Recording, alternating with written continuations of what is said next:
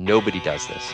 Nobody takes this level of customization and tailoring to the same extremes that we do. And it's one of the reasons why it's so effective. Hey, podcast listener, you're about to discover insider tips, tricks, and secrets to making more sales and converting more prospects into customers with email marketing. For more information about the Email Marketing Podcast or the Autoresponder Guy, go to dropdeadcopy.com/podcast. Hey, it's John McIntyre here, the Autoresponder Guy, and it's time for episode 70, big 70 of the McMethod Email Marketing Podcast, where you get every week nitty-gritty techniques, tips, and strategies to make more money with email marketing and sales funnels in your business. So this podcast is really just about the art and science of making money online, but I like to have a little cool, catchy intro there, so I'm tweaking things and changing things as we go. Now, today I'll be talking to Ryan Levesque, or Levesque, I think it's Levesque, about survey funnels. Ryan is very well known for his survey funnel formula, which is basically a way of building sales funnels that uses surveys. And today we're going to talk about exactly what the survey funnel formula is, why it works so much better than ordinary typical funnels, and how to position the survey, what to do with the survey data, how to use the survey data to boost your conversions throughout the autoresponder. Now, what I love about Ryan's strategy is that it's very simple, it's very straightforward. It sounds complex, which is why a lot of people aren't doing it. But because it's easy, it's quite straightforward. I think that you can go and set it up and you can execute on this. So there's some great information in this podcast. You might want a pen and paper for this one, or some sort of note-taking device. Now, to get the show notes for this episode of the Email Marketing Podcast, go to themcmethod.com/7070. Okay. Now, this week's McMasters Insight of the Week. If you don't know, McMasters is my private training community where you can learn more about email marketing, sales funnels, how to write pages that convert, how to tell stories, all that sort of stuff. There's monthly webinars and expert interviews and a bunch of stuff inside there. Now, one thing I've been talking about on some of the latest training webinars, we call them the McMasters Roundtable, is upsells. Now, I've been running a paid traffic on Facebook, I've been running a campaign on Facebook for the last sort of month or two, and what's blown me away so far is that the upsells that I have in that funnel, which, someone buys the first product and then there's a series of upsells after that, have been making up 2/3 of the revenue on the campaign, and so now it's a profitable campaign. Now, I've never been into upsells. It's never really been my thing. I've heard about it, but I just thought, I'll wait for that. I don't need to do that stuff. But now when I look at this sales funnel, the whole reason that sales funnel and the paid traffic campaign is making money is because of those upsells. And that's why I've been talking about it inside McMasters on the training webinars, because one of the easiest ways for you to make more money in your business is to increase the amount of money that each person spends with you. And the easiest way to do that is to create relevant products, which is a lot easier than it sounds, but create products and sell them as upsells. So if you have a book that you're selling for $100, create another product to sell them straight after they make that purchase for another $100. Right? You could be in services. Maybe someone wants to pay you $2,000 to write a sales letter, and you say, well, how about we do the sales letter for $2,000, and then I optimize it and split test it for another $1,000. Like, figure out ways to do upsell. This is by far the easiest way to increase the amount of money you're already making in your business. Okay, it's hard to get traffic, it's hard to boost conversions. Upsells are such a simple hack, but most people aren't going to do it. Most people won't do it because it makes them feel uncomfortable, right? So you gain an instant advantage if you can get over that discomfort and just do what makes very good business sense, which is just increasing or improving the economics of your business. Okay, now I've got one review this week, another 5-star. This one comes in from Dylan Sigurd from the United States. He says, 5 stars, insider scoop on email marketing and more. McIntyre is basically the email expert in this podcast. If he sheds more light on very profitable email marketing methods. Thanks for giving us a lot of value, John. Thank you for the review, Dylan Sigurd. I hope I said your name right there. I don't know which one's the first name. Anyway, but thanks for the review. If you want to leave a review for the show, you can go to iTunes, search for McMethod, search for the Email Marketing Podcast, jump in there, leave me a review. It totally makes my day. It blows me away. And it really gives me a hit of motivation to keep doing these podcast interviews. So yeah. Now, let's get into this interview, this little podcast with Mr. Ryan Levesque.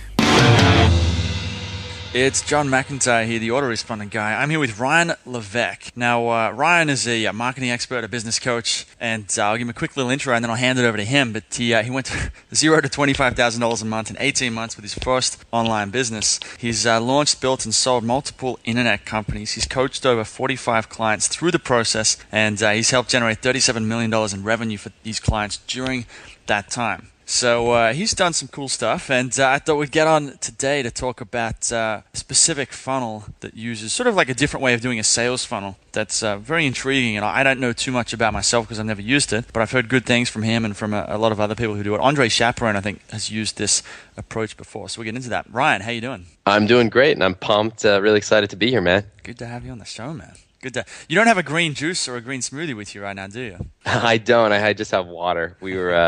It's funny to bring that up because before the call, we were just chatting about our obsession over green smoothies, green juice, salads, and just living healthy. So you got to fuel the body to fuel the mind. But do it fast as well. Like that's part of the point with the smoothies is you don't want to sit down for an hour and eat a meal. Don't have time for that. Exactly. Too many emails to write. No, you're absolutely right. I originally did it out of necessity. I don't know if I mentioned this, but 2 years ago, I was diagnosed with type 1 diabetes, and it was a complete shock to me because I'm in my 30s right now. Type 1 diabetes, it's juvenile diabetes, so it's usually kids that are diagnosed. But the way I found out is I applied for life insurance, and I was rejected. And I'm an otherwise, if you look at me, you would say, oh, he's a healthy guy. I'm not overweight. I'm in pretty good shape. But I was again rejected for life insurance, and I went to the doctor and said, "Here are my labs. Do you think we should get some labs done to see, corroborate the results to see if they're real or not?" And we did that, and I got a phone call from my doctor about an hour later, and he said, "You need to go to the emergency room now. You're in what's called DKA, diabetic ketoacidosis, and you could literally slip into a coma any day." And my wife was freaking out. I was freaking out. We went to the emergency room. I spent 4 days in the ICU, the intensive care unit. I was pumped with 15 pounds of fluids. I had lost a bunch of weight leading up to this, and I had all sorts of other symptoms, but I just never really attributed it to a disease. I was just working really hard, and I thought I lost all this weight because I wasn't eating, and I wasn't eating because I was, working really hard, and I was weak and tired because I was spending so much time working, and we just had a baby, so I wasn't getting a lot of sleep. So anyways, long story short, the reason why I bring all that up is that's been a huge motivator for me, and a real kind of eye opener that listen, we're not here forever. And like I was the last person to think that something like that was going to happen to me. Bringing it back to the green smoothie, one of the reasons why I eat the way I eat now, which is 3 green smoothies a day, 1 green juice in the morning, 2 salads, and high quality protein at night, like a organic grass fed steak or wild salmon or something like that. The reason why I eat so healthy now is basically out of necessity. I do it because I want to limit the amount of medications I need to take, and just really be healthy. I mean, I've got a son and another one on the way. And so I think, all of us have our own motivations for what drives us to do well in business and be successful.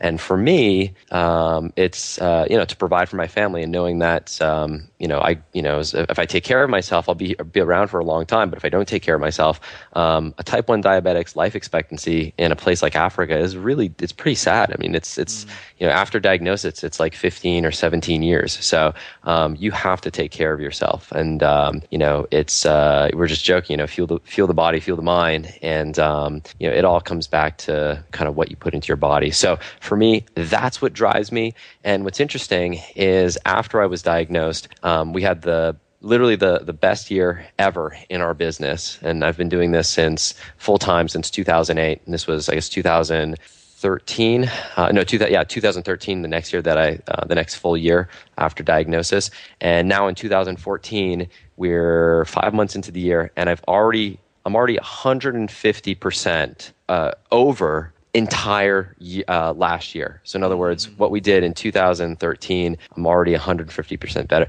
doing ahead of the game there. So just goes to show you that, something like that happens to you. If it's bad or whatever, you can use it as motivation to drive you to take things, step up your game and take things to the next level. So anyways, I know it was a real long introduction. Weren't probably planning on talking about it, but I think it's interesting to hear when I'm listening to interviews with people to kind of understand what motivates them, what drives them, and a little bit of background before we kind of dive into the nuts and bolts of the business side of things. Okay. Yeah, cool. Thanks for sharing that. Okay, and that's one thing I'm curious about. This is to kind of to stay on this topic just for a little bit longer. Is to think, well, it's you have this huge motivation that's come from the diabetes and we're not around forever. Right. How do you convert that? How does that propel you in business, say, instead of saying, well, I'm not going to work as much anymore, I'm going to spend more time with my family or whatever. Like, I don't know, how do you frame that up? Yeah, I mean, it's a really good question. I remember when I was, I think 25, I had this feeling. I was working in a corporate job. I was living in Asia. I was working for an insurance company, AIG. I had a really great job, high paying job. I think I was making like $278,000 a year. And I was running a team of 24 people. I was opening up sales offices all around the country. And I had another one of these moments. And I said, like, I don't want to spend the rest of my life doing this. And I just had this feeling that if I don't do something now, if I don't just, I had this flicker of entrepreneurialism in my in my gut that was about to be extinguished. It was just a little bit of a flicker there. And I just had this feeling that if I didn't do something now, that flame was going to go out and it was going to go out forever. And so I made the bold decision to quit my job, move in with my wife, who at the time was getting her PhD, in a 400 square foot apartment, and started my first internet company. And that's when I went from 0 to 25,000 in 18 months. And I had a similar, and the reason why I had that feeling was this number, feeling like I'm going to be turning 30 in a couple of years, just felt like it was so close. Like it was right there. And it felt like, in my early 20s, I felt like I had all the time in the world. But just seeing that number was there, that like if I didn't do it now, I was never going to do it. And I don't want to look back at my life, 75, 85 years old and saying, I wonder what if. And this time around, when I got sick, it was a little bit of that. It was a little bit, well, I might not be around forever. And so I want to earn as much money as possible for my family so that if something did happen to me, that I would leave them in a really great position. Now, I'm not in a position where I'm, 3 months away from dying. I don't want to, create that misconception. But it was that was the thought going through my head, especially when I was sick. And I think anyone who has kids, like you don't have kids, right, John? You're single. Yeah. Yeah. I think when you have kids,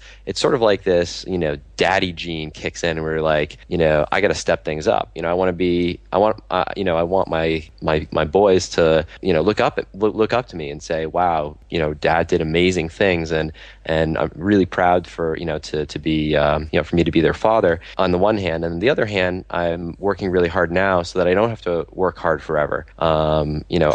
Whether this happens or not, I'm in a position where I could conceivably retire in a few years, as crazy as that sounds, in my 30s.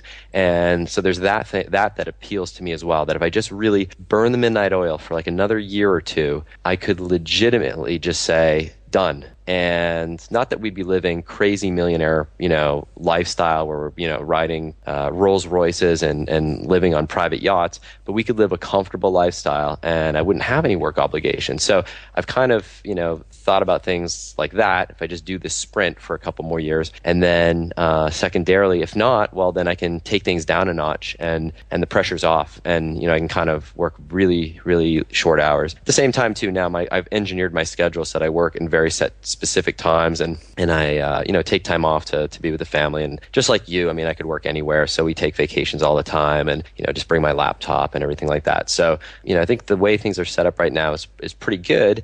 And I know we spent a little bit more time talking about kind of the lifestyle side of things, but we can bring it back to business. And the thing that's allowed me to do that is, like you, I've invested a tremendous amount of time in becoming a really skilled copywriter, and then taking that skill and bringing it one step further and focus on becoming a funnel specialist, building end-to-end online funnels. And my sort of contribution to the marketing world is a very specific type of funnel that I'm the only one that does this funnel in this specific way. And it's something I call my survey funnel. And this is something that I've used to generate 2.8 million leads, 175,000 customers across 17 different markets in the last 23 months alone. And I've just since added 2 more markets that I'm going into. And I basically work with and partner with large 7, 8, and 9-figure businesses. I build their entire funnels on a fee plus royalty basis, and I get paid handsomely to do it.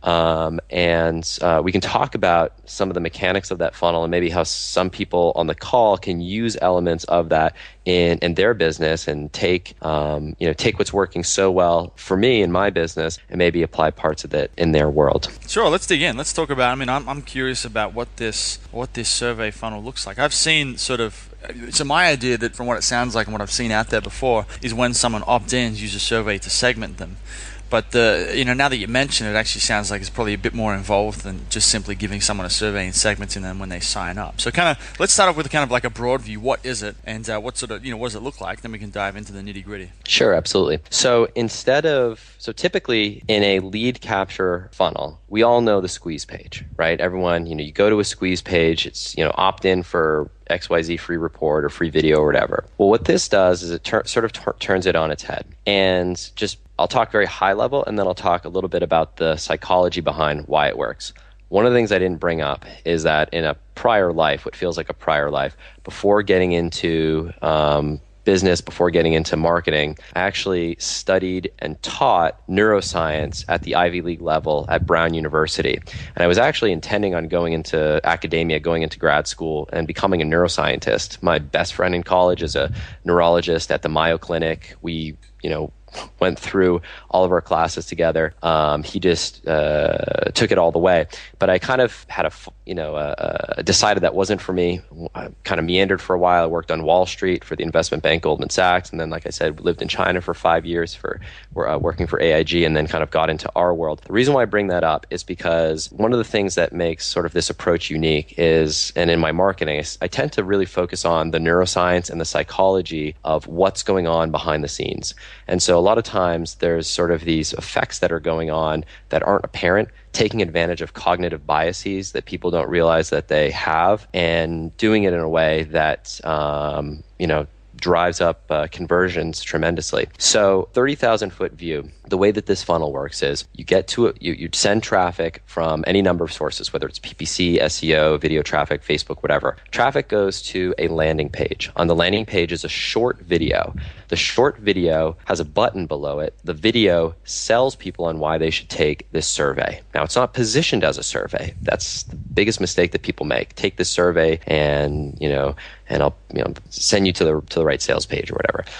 It's not positioned as a survey, and we'll get back to that in just a moment. But I just want to take the 30,000 foot view. After they click on that button to take the survey typically culminates in an opt-in form, name, email. From there, the survey does a couple different things. Number one, it funnels people into one of several different, typically video sales letters. So that's number one. Now, it depends on how they answer the survey, what responses that they give, and they're sent to either, if there's just one product that's being sold, different marketing angles for that one product, or if it's a situation where you have dozens of products on the shelf, so to speak, it'll funnel people into the best match product based on how they answer the series of survey questions. In addition to that, from there, all the responses that people take in the survey are incorporated into the email follow-ups. So not only are people sent to potentially different autoresponder sequences based on the results of the survey, the autoresponders are also customized. So we all know the merge field,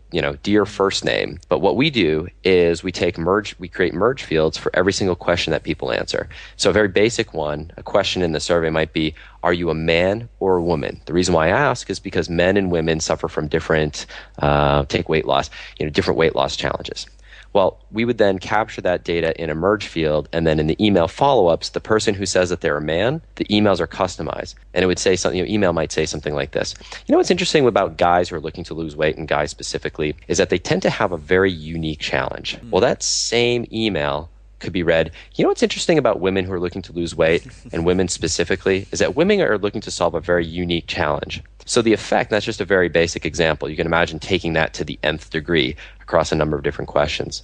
But the net effect is that when people go through that AR sequence, they say, holy crap, this is squarely exactly for me. And nobody does this. Nobody takes this level of customization and tailoring to the same extremes that we do. And it's one of the reasons why it's so effective. It's so refreshing for people to have a customized response rather than a generic one-size-fits-all answer marketing approach, which is what 99 5% of businesses do. There's some other things that we do with one-click upsell paths and remarketing and buyer email sequences, but at a 30,000-foot view level, that is what the survey funnel is in a nutshell. Okay.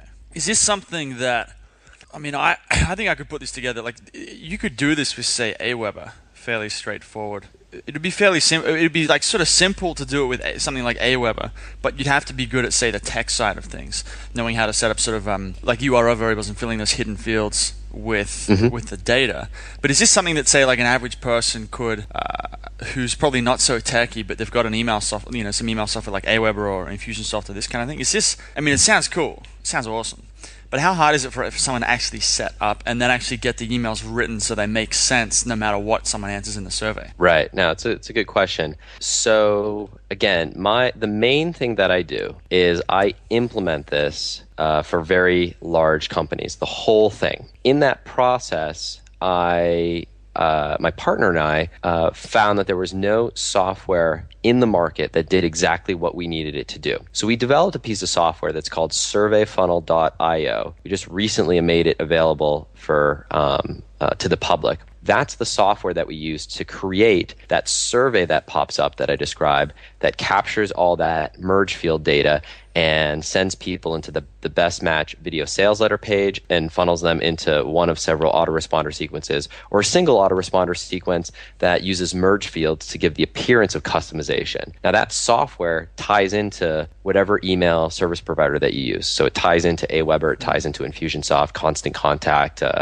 Entreport, whatever you use, the software integrates with that. So that's the software that allows you to create those surveys that I've described, capture the merge data, send that data to the appropriate hidden fields in Aweber, and then you have the ability to use the merge fields. So technically, it's actually not that difficult to do if you have access and use that software. And that software, by the way, is it's a SaaS program. So what that means is it's not like a WordPress plugin. It's platform agnostic, so it doesn't really matter what technology you use to build your website, whether it's WordPress or Joomla or just straight HTML. It literally, you just do all the setup work in a dashboard, and then you just plug a line of JavaScript in your website where you want the survey to pop up. And like I said, the path that we use is a video to sell people on why they should take the survey. Typically, there's a button below the video. When they click on the button,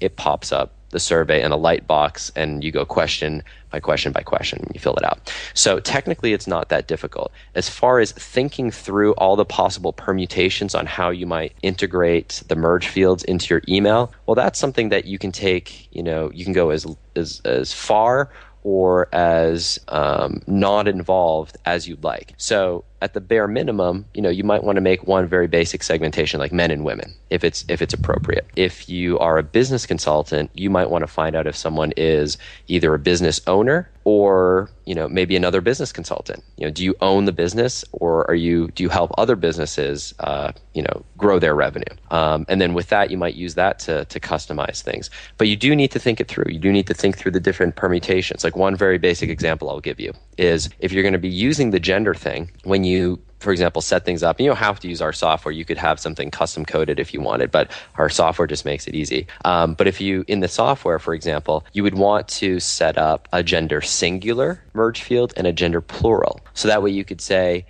as a man, you probably ask yourself, why is it that, I struggle with weight? And the reason why is because men, gender plural, tend to have different metabolism than women, especially as they get older, right? And you just flip that around. So you want to think through certain things like that. So gender singular and gender plural is a good example. The other thing that we haven't talked about that I think is important when you do this is the psychology of why this works. So why does this work better than just a squeeze page? Well, there are a couple things going on. The first is the power of what I call micro commitments. Now, micro commitments are basically asking your prospect to take infinitesimally small steps to move them towards the action that you want them to take. And it's sort of like akin to when you're in a relationship with someone.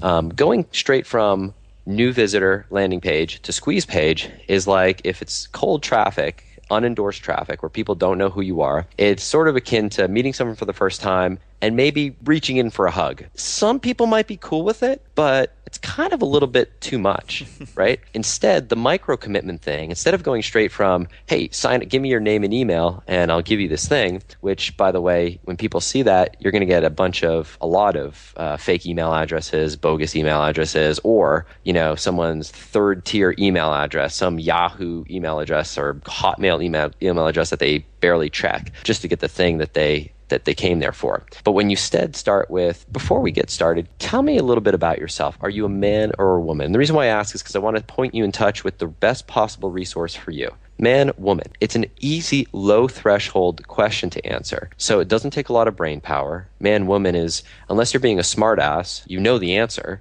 right? So there's basically zero thought that goes into it. They don't have to think about the response. And it builds what I call action-taking momentum. They click on that one little thing, and it kind of, it's that first, dipping the toe in the pool. And it's much easier to get things moving from there than that kind of very high threshold decision, which engages that flight or fight response where people are saying, do I really want to opt in? Or maybe I'm just going to get the hell out of here. This is like the baby step that leads up to it. So the net result is that A, your opt-in rates can be significantly higher, and B, you're gathering all this extremely useful intelligence along the way. And if nothing else, just use the gender one as an example. Think about what you can do from a segmentation standpoint when you're doing broadcast offers. So, perfect example, if you operate in a health market and you just know that your prospect's gender coming in. For men, you could do broadcasts. You could create a custom segment for just men and only broadcast to them an erectile dysfunction product or a low T product, low testosterone.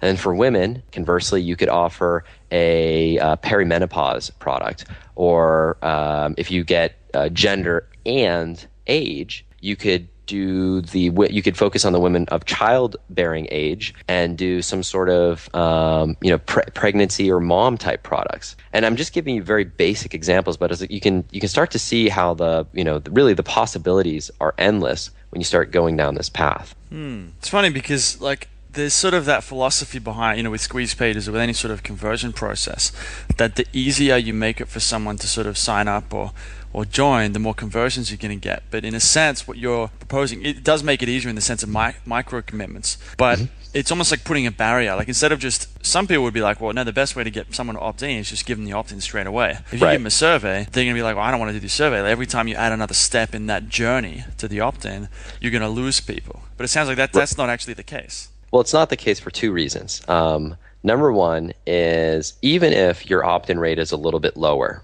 doing this, which to be perfectly honest, in some markets, it will be. I will take 10 opt-ins where I know age, gender, their hot buttons, the biggest objections they have, what their single biggest goal is in this particular space, over 100 opt-ins where all I have is the email address. Because I can market so much more effectively knowing just a little bit of information about the prospect. So those 10 people, I might get 5 sales. I might have a 50% conversion rate because I'm able to tie them into the absolute best match offer. But if I only have their email address, it's a finger in the wind exercise. And it's also key if you ever want to scale. Now, if you're in a niche market and you're only going after, for example, a keyword, I'm in Austin, Texas right now. So if you're a plumber and you advertised on the keyword, how to fix a leaky toilet, Austin, Texas, or with a geo-targeting Austin, Texas, well, you can have a very targeted squeeze page. Discover how to fix a leaky toilet in just 3 simple steps. Enter your name and email here. That's great. But what if you advertise on the keyword weight loss?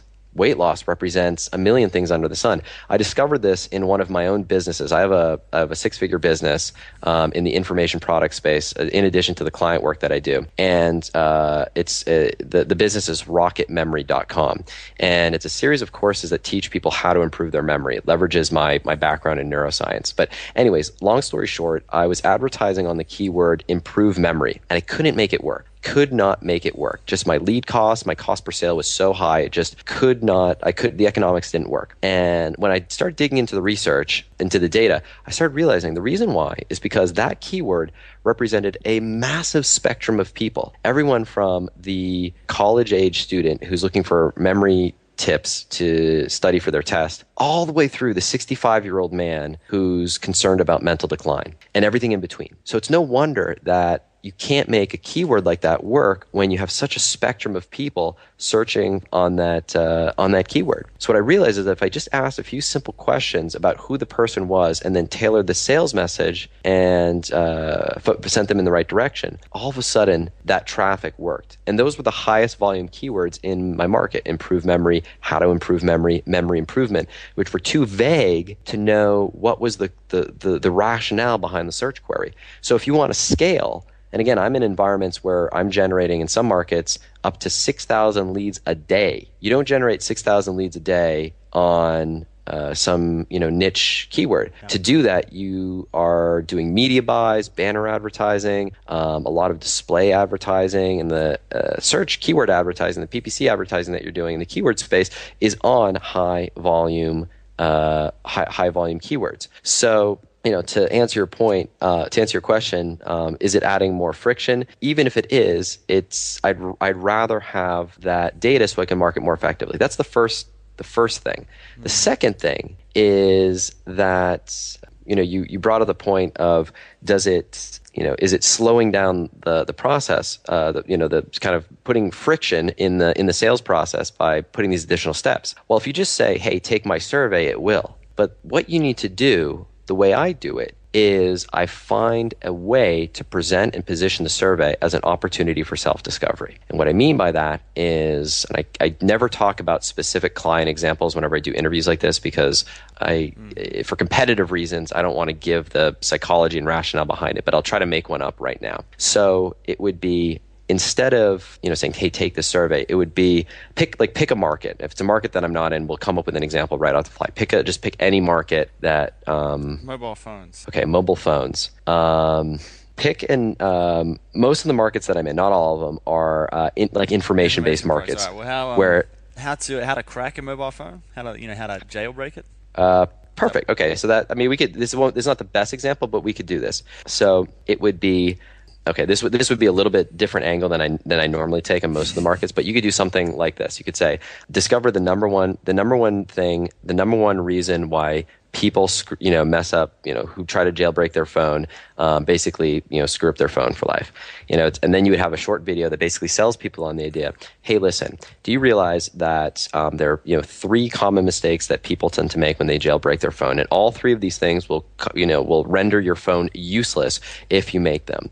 But the problem is, because there are so many mobile phones out there, literally, there are thousands of models and thousands of, hundreds of brands across the world, that if you try to search for information online, it's almost impossible to find your specific make, model, and year. But the good news is, we've put together a simple little database that covers every mobile phone under the sun. And if you just take a moment now to click on the button below, tell us what's your mobile phone brand, the year you purchased it, and the generation, we can send you directly to the specific jailbreak instructions for your particular phone, as well as how to avoid those 3 simple mistakes that I meant. And by the way, these 3 mistakes are different slightly depending on the phone that you have that you're trying to jailbreak. So the only catch is, we haven't decided how much longer we're going to make this service available for free online. So go ahead and do this right now while you're on this page and you're still thinking about it. Click on the button below, enter your information. I'll see you on the other side. So it's not the best example, but you can see the way I've worded it right there. It's not a survey, right? It's about getting some sort of end result. And it just makes sense. And along the way, you could find out what their phone is. You could find out, you wouldn't even need to really ask the question, but you could ask it what their geolocation is, like if that was relevant to you as a marketer. You could even, gender would kind of be, it would be a stretch to ask for gender, but you could ask for certain things like, what's the reason why you're trying to jailbreak your phone?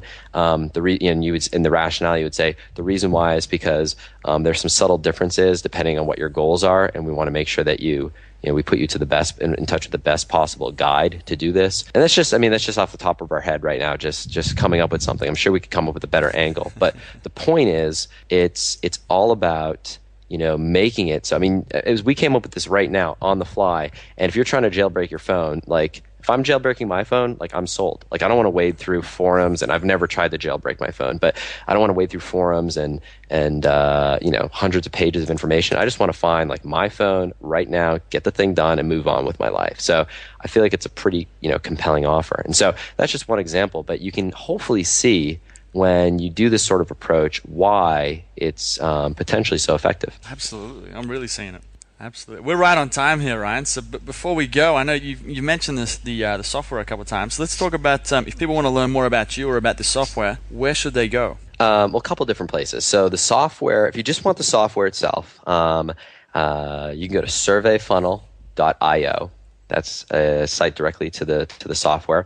I will say at the time of this interview, this is my own internal software that I use in my company and for our high-level implementations. We literally, within the last couple months, just released it to the general public, and we had sort of doubts if we wanted to do that because it's kind of like our secret sauce. So if you go to that page, you're not going to find a real fancy, slick sales message or sales letter or anything like that. You may just see a simple form to opt in to find out about the software itself. So that's the first thing. If you're interested in learning kind of the nuts and bolts and details behind how to create one of these funnels from end to end, I do periodically teach this at a site called surveyfunnelformula.com. It's a paid program in which I take people through my 6-week process of building one of these funnels from end to end. And the reason why I put together this program, to be perfectly honest, was I never intended on making it for sale to the public. But when I expanded my team earlier this year, I brought on a couple different team members, and I wanted them to understand the process so they could take off a lot of the work that was on my desk. So what I did is I actually created a real live funnel from beginning to end, and I had them go through the whole process with me, take notes so they could then replicate it, and then we put it in a sort of our internal company website. And periodically I let people in and go through that training as well. So that's if you want to learn how to do the whole thing. Both of those are paid software, paid programs. If people would just like to learn, get some of my free stuff, I put out a daily marketing email where I talk about some of the tests that I do in the markets that I'm in and the insights that I've picked up. And it's just kind of it's fun. It's like this interview. It's not super formal or anything like that. And it's just a cool little thing. And if you want to sign up for that, you can go to thefunnelspecialist.com, and then you'll see a nice little form on the right-hand side to sign up for that free daily marketing tip. And those are probably the 3 best ways to learn more about what I do and to get some good stuff. Cool. Okay, well, I'll have links to all those sites in the show notes at themcmethod.com. Ryan, thanks for coming on. This was awesome, man. Really happy to do this, and look forward to chatting again sometime soon, my friend. Hey everybody, thanks for listening. If you want to discover more insider tips, tricks, and secrets about driving sales with email marketing, sign up for daily email tips from the autoresponder guy. Go to dropdeadcopy.com/podcast. Sign up, confirm your email address, and I'll send you daily emails on how to improve your email marketing and make more sales via email. You'll find out why open rates don't matter and the 7-letter word that underlies all effective marketing and much more.